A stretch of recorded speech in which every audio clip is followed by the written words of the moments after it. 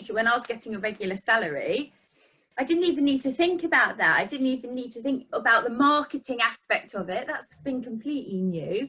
And it's about learning things as I go along. But I would never want to go back, because in a way it's the adrenaline that keeps me going as well.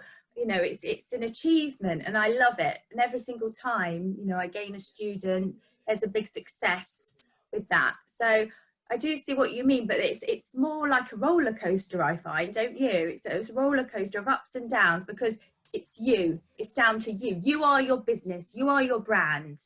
But it's a proud moment when you realise, oh, I'm self-made. I've done this all on my own. And then you look back, and some things I look back on, I think, how did I actually do that?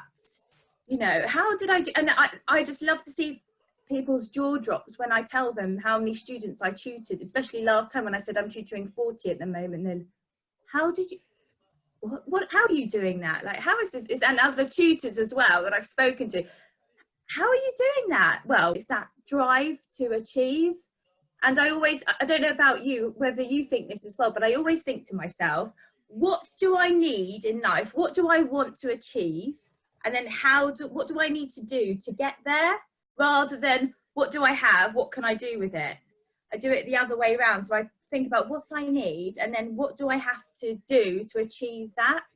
And I think that's definitely the way around that I think as well. So initially, when I first started, it was very modest aspirations.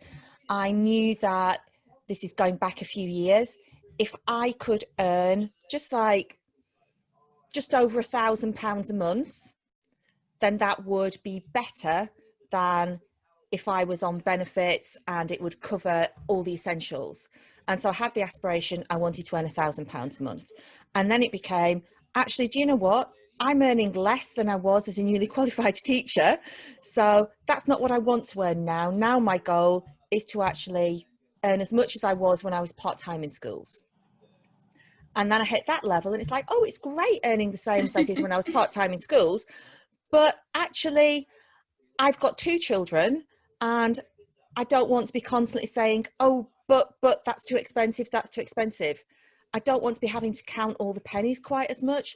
So do you know what? I'd like to earn at least as much as I did when I was full-time in schools.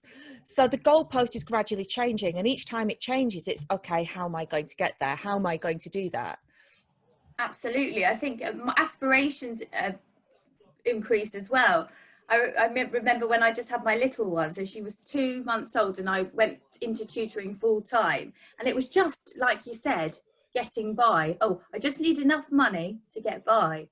And then as she got older and I realized it was just becoming so successful, I was like, oh, okay, well, we could do this now. Or we could go on a holiday. We could go on a really nice holiday, you know, and then there's different things. Oh, well, and then thinking about education for my children. Oh, they could actually have this now.